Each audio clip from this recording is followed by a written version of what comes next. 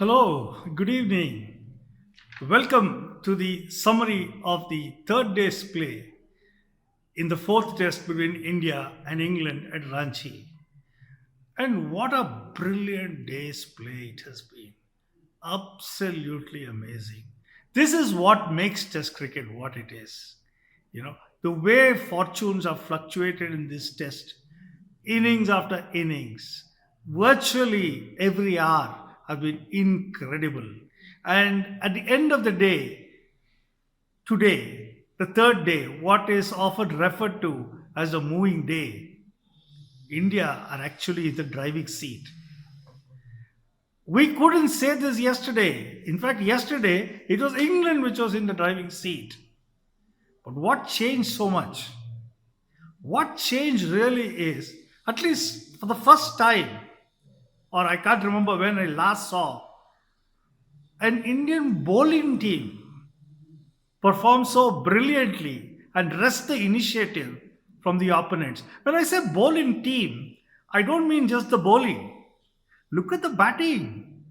The batting that Kuldeep Yadav, Dhruv Jurel, Akashdeep, and even Mohammad Siraj pulled off today was absolutely brilliant. Brilliant! It was unbelievable stuff. The way Kuldeep Yadav batted, the way he defended, he was so calm, so full of composure. It looked like he was, one of those top batsmen batting. England threw everything at him, their spin and their pace. But, he settled nerves. I'm sure he settled nerves in the dressing room too. And everybody looked at him. It was so reassuring to see an Indian tailender batting on a spiteful pitch with this kind of command. But the real hero, Kuldeep Yadav is a hero, but the real hero, as far as I'm concerned, is Dhruv Jurel. What a batsman this UP lad has been. He was brought into the team, mind you, because the Indian team wanted to strengthen its batting.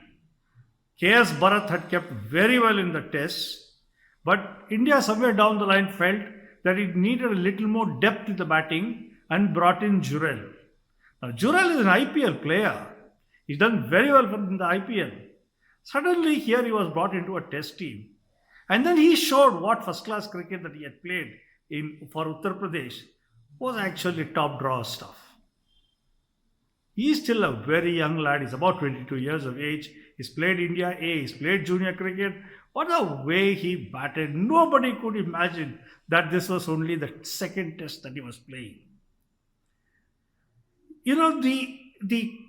It's more than the quantity of runs. It's the quality of runs that you make that counts. And that is what separated Jurel from many of the other players.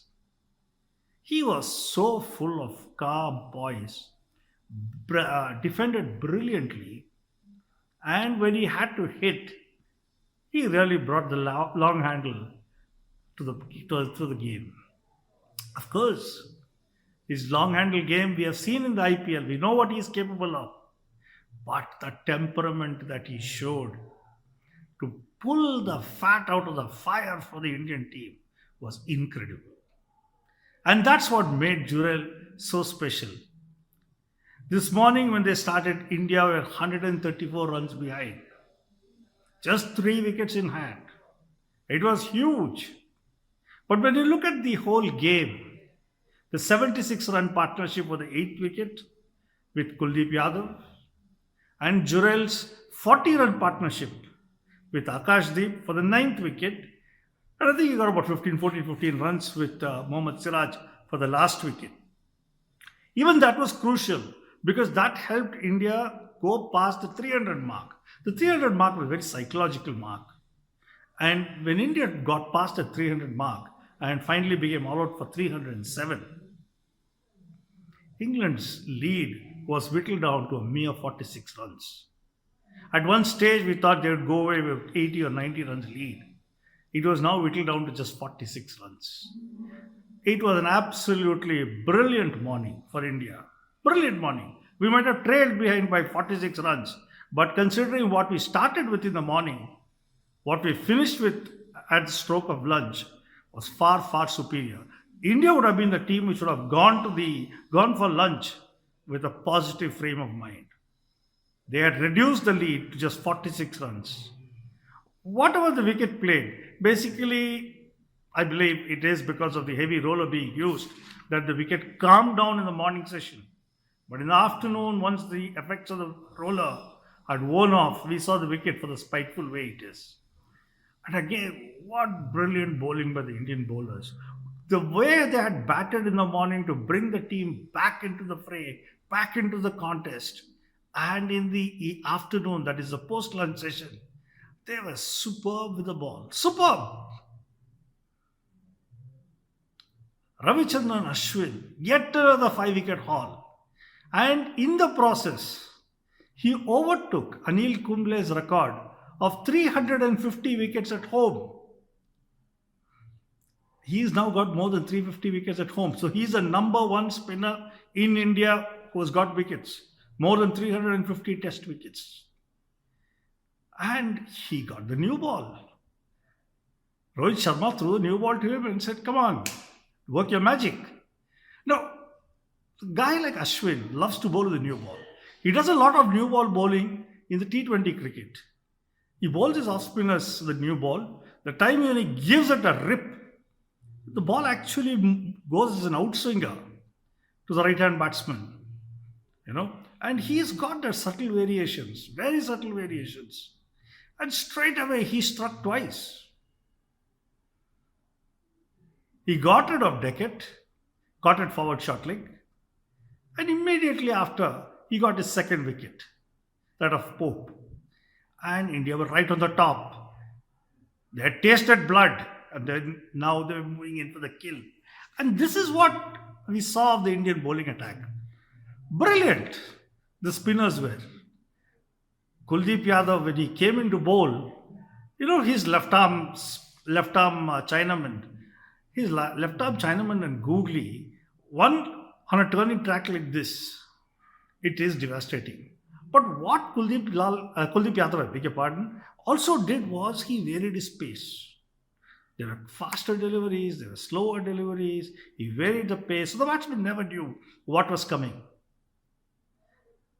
And that is what foxed them. And there are cracks on the pitch, there are cracks. It's not that there are no cracks, there are cracks. And whenever the ball pitches on the cracks, it either flies or just keeps low. We don't know what would happen. Nobody, not even the bowler, not even the batsman, anybody would know what would happen. But the thing is, you have to hit the cracks. And hitting the cracks becomes just a question of luck. And as long as somebody of Kuldeep's bowling, this is what Kuldeep did well. He bowled at the right pace. Like I said, he kept varying, but at the right pace, he was unplayable. Same with Ashwin. Ashwin bowled quicker than usual. But the odd delivery that he flighted got him the results. Jadeja was not as productive, though he bowled flat. He was not as productive because the pitch really didn't do too much for him. But with Ashwin getting 5 wickets, with Kuldeep Yadav getting 4 wickets, and Jadeja, of course, picking up the other wicket, India were right on top. 145 all out, England. And England will be really kicking themselves. But for 2 batsmen, Crawley, the opening batsman who made 60, and Bairstow, who made 30. But for them, there was nobody else who got runs. They were completely flummoxed by the spin and by the pitch. Because I think a lot of their cricket, they were psyched out. They didn't trust the pitch. They didn't know what to do with it, whether to play their usual baseball. And somewhere, I think in the first innings, the way Root played, others realized that maybe they have a better chance if they don't play baseball. Crawley, of course, upped the ante every now and then, whenever he could, used his long reach to hit. But the others were stuck, including skipper Stokes. Stokes, in fact, tried to defend a delivery from Yadav. That was the classic Chinaman. For the left-hander, it was a leg spin. It evaded his bat, hit his pad, then crashed into the stumps. And Stokes had done nothing. Actually, Stokes had a very, very, what would you say, narrow shift repeatedly. There was once the umpire's call came to his rescue. There was another time when India didn't take the DRS, whereas replays show that he was out. But the bottom line is England are 145 all out. Whether it was Joe Root, whether it was Foakes, whether it was Barstow or Duckett or Crawley, like I said, except for Crawley and Bairstow to a certain extent, the others were all at sea. They had no chance. And India didn't even bring in Akashdeep to bowl. Akashdeep, who had bowled so well in the first innings, was not even called upon to bowl. The new ball went straight to Ashwin. So 145 all out meant India needed 192 runs to win. And now what happens is, there was just 30 minutes of play left. I think England bowled 8 overs. And England tried to do in India. They threw the new ball to Root. They didn't use their fast bowlers. 700 wicket Anderson or Robinson. They didn't use them. They threw the ball to Root, the off spinner, Hartley, the left arm spinner, and later Bashir, the off spinner. Bashir, of course, morning was his day. He had picked up 6 wickets. He was really very happy. But by the end of the day, I think that happiness would be a little tempered. Because what happened towards the close of play was both. One is, you need a lot of experience to bowl spin with a new ball. It's not something that Joe Root does every second day. Neither does Hartley bowl with a new ball. So they were struggling to bowl with a new ball. Yes, somebody like Ashwin bowls it regularly. So he's used to bowling with a new ball. But not these two English bowlers. So they were over pitching, they were drifting down the leg side. And Rohit is a very, very good batsman. He will not let go a single opportunity. And which is what he did. He played some superb on drives between long on and mid wicket, and picked up boundaries. And at the close, India were 40 for no loss.